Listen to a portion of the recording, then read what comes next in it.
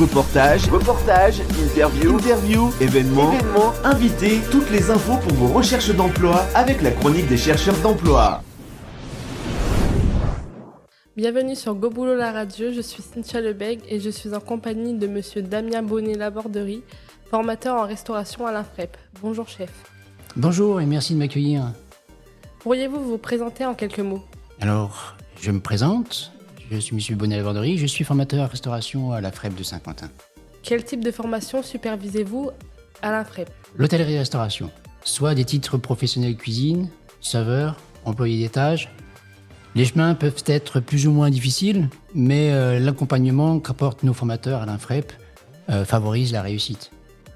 Et puis, nous sommes en mesure de proposer des contrats d'apprentissage en symbiose avec des chefs d'entreprise, ce qui amène une plus-value à la formation suivie. Que faut-il pour intégrer une formation de cuisinier dans votre organisme ?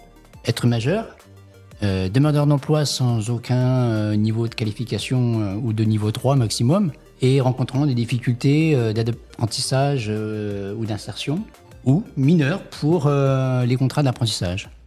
Un public ayant quand même une vision assez claire de son projet.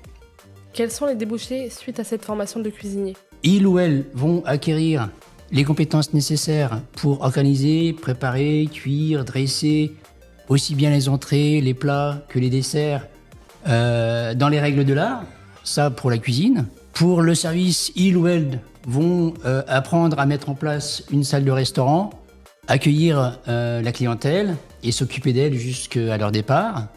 Pour les employés d'étage, ils ou elles seront formés sur la préparation et l'entretien des chambres, le service des petits déjeuners, etc.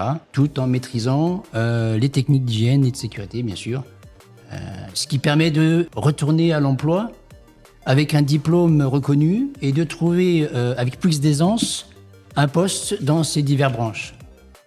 On ressent un retour entre 50 et 60% de réussite, sans compter ceux qui changent de parcours professionnel à l'issue. On dit que la restauration est un métier difficile, mais en constant recrutement.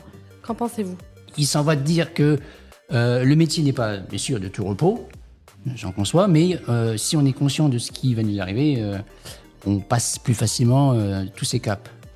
Bien sûr, il y a des choses qu'il va falloir mettre de côté. On travaille souvent les week-ends, on travaille les jours fériés, pendant les vacances.